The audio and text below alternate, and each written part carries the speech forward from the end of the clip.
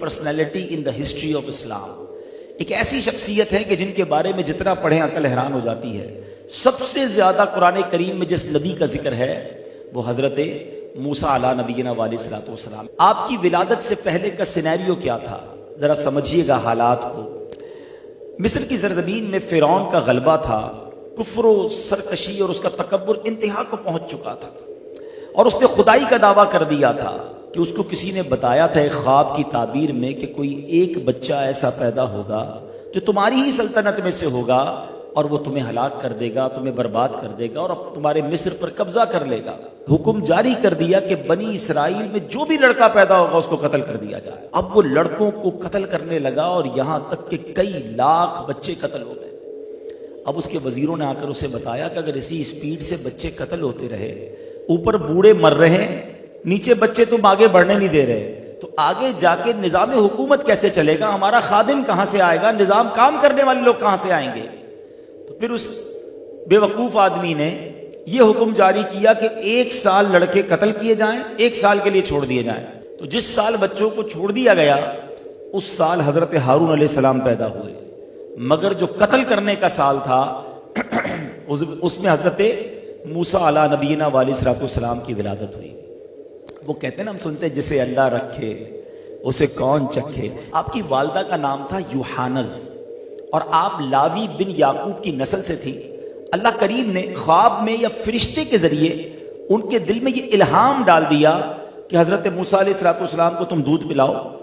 अगर हमसायों को पता चल जाए और वो शिकायत करें फिरौन की तरफ तो बेफिक्र होकर हजरत मूसा को अपने बेटे को दरियाए नील में डाल देना और हम इसकी जुदाई का गम ना करना, हम तुम्हारा बेटा तुम्हारी तरफ लौटा देंगे। अब ये कैसा मां का दिल था, मां अपने बच्चे को दरिया में डाले, कभी दुनिया में सुनाया।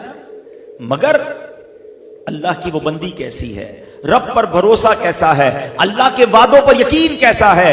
अब जब ये बात फैलने का खौफ हो गया तो हजरत मूसा अलैहिस्सलाम की मां ने एक संदूक में अपना चांद जैसा बेटा जो है वो दरियाए नील के हवाले किया। मगर आपकी एक बेटी भी थी, आपने कहा बेटा दरिया के साथ साथ चलती रहना, देख रहा तो सही मेरा लाल किधर जाता है, ये संदूक किधर जाता है। हजरत मूसा की बहन दरियाए नील के साथ चलती जा रही है और जब ये दरियाए नील वाला संदूक फिरौन के महल के करीब गया और वहां देखा फिरौन भी बैठा है, उसकी ज़ौजा आसिया भी बैठी हैं और उन्होंने वो संदूक उठा लिया है, तो डर के मारे मां को आकर बताया कि मां गजब हो गया, जिस जालिम से बच्चे को बचा रहे थे, जिस जालिम से बचने के लिए दरिया में डाला था, ये संदूक तो उधर ही पहुंच गया है। मगर मां को भरोसा था कि रब ने फरमाया है ये बच्चा वापस लौटेगा। अल्लाह अकबर, संदूक खोला जाता है, नूरानी चेहरा है। फिरौन पहले तो बहुत खुश हुआ मगर अब क्या कहता है, कहीं ये वही लड़का तो नहीं जो मुझे कत्ल कर देगा। अरे ये भी तो छोटा बच्चा है, ये साल तो बच्चों के कत्ल करने का है। अल्लाह अकबर, हजरत आसिया जो फिरौन की ज़ौजा जरूर हैं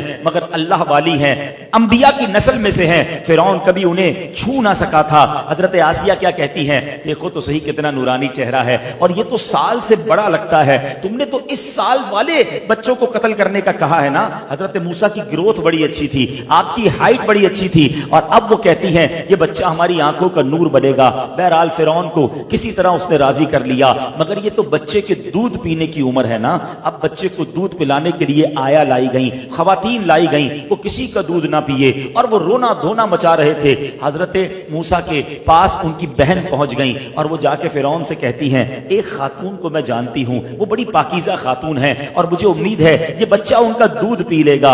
अब फिरौन ने कहा किसी तरह कोई ऐसी औरत लाओ जिसका ये बच्चा दूध पिए। अल्लाह अकबर, अब वो बहन दौड़ती हुई मां के पास आई कि मां चलो अपना काम हो गया है, फिरौन के महल में चलो, अब तुम्हें अपने बच्चे को ही दूध पिलाना है। अल्लाह अकबर, वो मां जब फिरौन के महल में जाती है, जैसे ही हजरत मूसा ने अपनी मां को देखा, अपनी मां की खुशबू पाई, वो खामोश हो गए। फिरौन था बड़ा शातिर, कहता ये बताओ इस बच्चे से तुम्हारा क्या रिश्ता है, ये तुम्हें देखकर खामोश क्यों हो गया है।